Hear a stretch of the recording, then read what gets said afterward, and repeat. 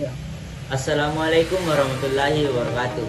Perkenalkan, nama saya Muhammad Fikar Saputra dengan NIM 23014AF dengan semester 1, dosen anatomi Maulana Zulkarnain Imansyah Esfarm M. Ganet.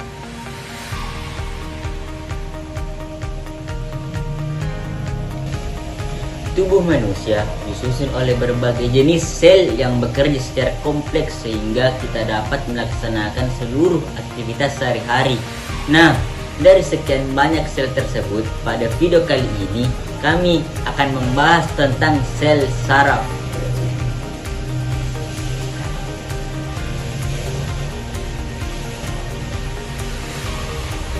Sel saraf atau juga biasa disebut dengan neuron adalah suatu satuan kerja utama dari sistem yang menghantarkan impuls listrik yang berbentuk akibat adanya suatu stimulus atau rangsangan. Jutaan sel saraf ini membentuk sistem saraf manusia. Struktur dan bagian sel saraf memiliki fungsinya masing-masing agar sel saraf anatomiolon ini dapat bekerja secara optimal. Mari kita bahas satu persatu. Pertama, dendrit berfungsi untuk menerima atau menghantarkan rangsangan dari dan ke badan sel. Kedua, nukleus atau inti sel berfungsi untuk menerima rangsangan dari dendrit kemudian meneruskan rangsangan tersebut ke akson. 3. Akson berperan menghantarkan impuls dari badan ke sel menuju efektor seperti sel otot dan kelenjar. 4. Berfungsi mempercepat laju rangsangan.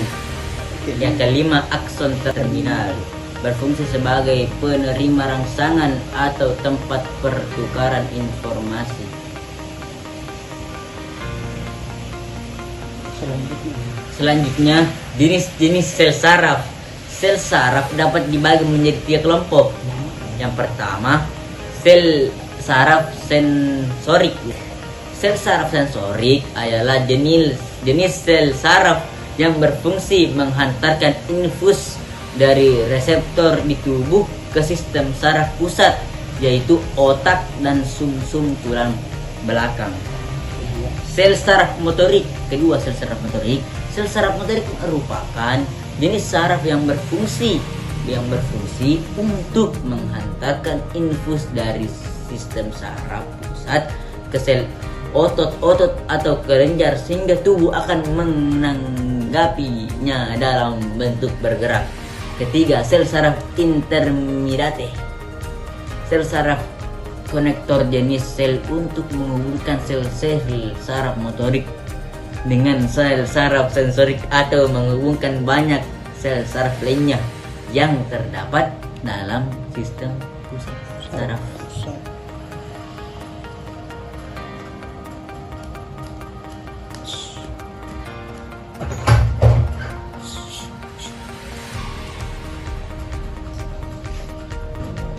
Kemudian ada 3 macam jenis sel berdasarkan strukturnya, yaitu yang pertama, sel saraf unipolar. Kedua, sel saraf bipolar, dan ketiga, sel saraf multipolar. Selanjutnya, skema terjadi gerakan itu ada 2, yaitu gerakan refleks yang tidak dapat dikontrol dan gerakan sadar yang dapat dikontrol. Gerak refleks terjadi ketika adanya infus atau rangsang, contohnya ketika memegang api kemudian rangsang ini diterima oleh tangan, lalu rangsangan ini diteruskan ke sumsum tulang dan informasi yang ada diolah oleh sumsum tulang. Setelah itu sumsum tulang memberikan informasi kepada tangan untuk menghindar, sedangkan gerak refleks berhubungan dengan otot yang dapat dikontrol oleh tubuh. Misalnya ketika ada infus atau rangsangan, katakanlah ketika kita ingin mengambil barang, infus akan dikirim ke otak, kemudian otak memberikan respon kepada otot sehingga kita dapat mengambil sesuatu tersebut. Demikianlah pembahasan kami tentang sel saraf. Apabila ada kurangnya, mohon dimaafkan. Sekecil-kecilnya ikan pasti ada dagingnya, sebesar-besarnya ikan pasti ada tulangnya. Maka ambil baiknya, buang buruknya. Saya dari Muhammad Fikar Saputra, sekian dan terima kasih.